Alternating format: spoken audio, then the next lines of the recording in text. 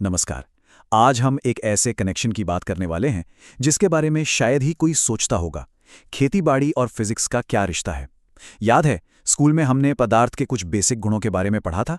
आज हम देखेंगे कि वही गुण असल में एक किसान के रोजमर्रा के काम और फसल की पैदावार पर कितना गहरा असर डालते हैं। अब ये सवाल तो मन में आएगा ही, भाई खेती का मतलब तो मिट्टी, बीज, पानी और मेहनत है। इसमें फिजिक्स का क्या काम? पर मजे की बात यह है कि फिजिक्स के नियम हर खेत, हर फसल और खेती के हर औजार में छिपे हुए हैं, और इन नियमों को समझना एक अच्छी और एक शानदार फसल के बीच का फर्क तय कर सकता है। तो चलिए इस छिपे हुए साइंस को थोड़ा करीब से जानते हैं। तो इसका असली मतलब क्या हुआ? देखिए, बात बड़ी सिंपल है। अगर हम ये समझ जाएं कि हमारे चारों तरफ की दुनिया, ये फिजिकल वर्ल्ड काम कैसे करता है, तो हम खेती बाड़ी को भी कहीं बेहतर तरीके से कंट्रोल कर सकते हैं। और देखिए, ये सिर्फ हवा में कही गई बात नहीं है। एग्रीकल्चरल साइंस का पूरा सिलेबस यहीं से शुरू होता है। ये जो पहला अध्याय है, पदार्थ एवं उसके गुण, ये खुद इस बात का सबूत है कि ये कॉन्सेप्ट्स कितने फंडामेंटल और ज़रूरी हैं। तो सबसे पहली और सबसे ज़रूरी बात जो हमें समझनी है वो ये है कि हर कामयाब खेत सिर्फ ज़मीन का एक टुकड़ा नहीं, बल्कि एक कॉम्प्लेक्स फिजिकल सिस्टम है। मिट्टी की बनावट से लेकर पानी कैसे बहेगा और मौसम का मिजाज कैसा रहेगा, सब कुछ फिजिक्स के नियमों पर ही तो चलता है। अच्छा, किसी भी साइंस को समझने के लिए ना सबसे पहले उसकी भाषा सीखनी पड़ती है। और फिजिक्स की भाषा है मेजरमेंट, यानी मापन। बिना सही नापतोल के हम किसी भी चीज को ठीक से समझ ही नहीं सकते। उसका एनालिसिस तो दूर की बात है। तो सवाल उठता है कि ये नापतोल होता किस चीज का है? ये होता है फिजिकल क्वांटिटीज का, जिन्हें हम भौतिक राशियां कहते हैं।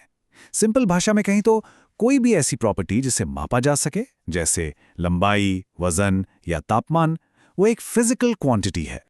अब इन क्वांटिटीज को मापने के लिए हमारे पास दो तरह की यूनिट्स होती हैं, यानी मात्रक। पहले हैं फंडामेंटल यूनिट्स या मूल मात्रक। इनको आप साइंस के बिल्डिंग ब्लॉक समझ लीजिए, जैसे मीटर, किलोग्राम, सेकंड। और फिर आते हैं डिराइव्ड यूनिट्स, यानी व्युत्पन्न मात्रक, जो इन्हीं फंडामेंटल यूनिट्स को जोड़ तोड़कर बनते हैं, जैसे एरिया हो गया या फिर डेंसिटी यानी घनत्व। चलिए अब पदार्थ के एक बहुत ही जरूरी गुण की बात करते हैं, घनत्व यानी डेंसिटी। इसे एक तरह से किसी भी चीज का फिंगरप्रिंट भी कहा जा सकता है। यह हमें बताता है कि कोई चीज कितनी कॉम्पैक्ट है, कितनी ठोस है।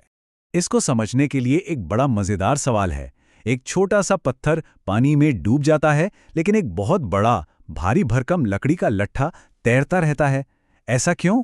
जवाब वजन में नहीं, जवाब छिपा है घनत्वों में। घनत्व का सीधा सा मतलब है कि एक फिक्स्ड जगह में, यानी एक यूनिट वॉल्यूम में, कितना सामान, कितना मास भरा हुआ है। पत्थर में क्या होता है?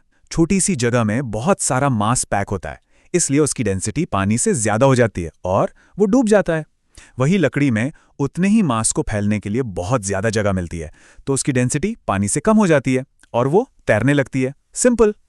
अब डेंसिटी से ही जुड़ा एक और कॉन्सेप्ट है रिलेटिव डेंसिटी या आपेक्षिक घनत्व। घबराइए नहीं, ये कोई रॉकेट साइंस नहीं है, ये बस एक तरह का कंपैरिजन है। इसमें हम बस किसी भी चीज की डेंसिटी को पानी की डेंसिटी से कंपेयर करते हैं, और जो नंबर आता है वही है रिलेटिव डेंसिटी। लेकिन दोनों में एक बहुत बड़ा फर्क है और वो समझना जरूरी है। देखिए, डेंसिटी की अपनी एक यूनिट होती है, जैसे किलोग्राम प्रति क्यूबिक मीटर। लेकिन रिलेटिव डेंसिटी तो बस एक नंबर है, एक रेशियो है, इसलिए इसकी कोई यूनिट नहीं होती। अच्छा, ठोस चीजों से आगे बढ़ते हैं।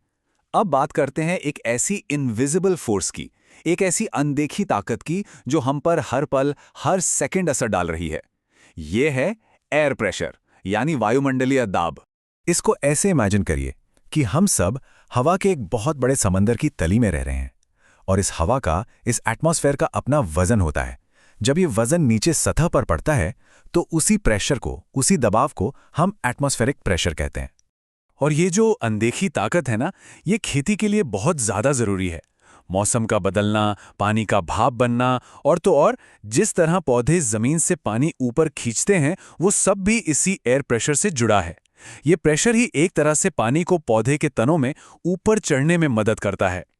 तो ठीक है, ये सारे साइंटिफिक कॉन्सेप्ट्स तो समझ आ गए, पर सबसे बड़ा सवाल, खेत में इसका क्या काम? चलिए अब इन सभी आइडियाज को जमीन पर उतारते हैं और देखते हैं कि असली खेती में ये कैसे काम आते हैं।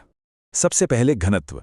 इससे किसान को मिट्टी के कॉम्पैक्शन का पता चलता है, मतलब मिट्टी कितनी सख्त या दबी हुई है।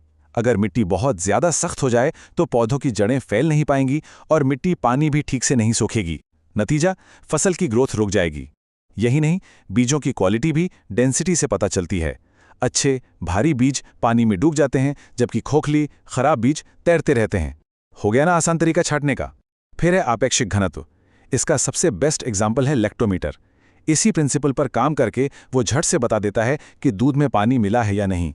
और आखिर में वायुमंडलीय दाब। इसको समझे बिना तो मौसम का अंदाजा लगाना ही मुश्किल है। और साइफन जैसे जो सिंपल सिंचाई के तरीके हैं, वो भी तो इसी प्रेशर के खेल पर चलते हैं। ये बात बिल्कुल सही है कि खेती असल में प्रकृति के नियमों को समझने और उनके साथ तालमेल बिठाकर काम करने की एक कला है। और जानते हैं, फिजिक्स हमें वही औजार देती है जिससे हमें नियमों को समझ सकें। और जब कला में विज्ञान मिल जाता है तो नतीजे बेहतरीन होते हैं। तो अब एक सवाल सबके लिए छोड़कर जा रहा हूं। जरा सोचिए, घनत्व और दाब के अलावा पदार्थ की ऐसी और कौन सी प्रॉपर्टी है, ऐसा कौन सा गुण है जो एक किसान के लिए बहुत ज्यादा मायने रखता है, और क्यों?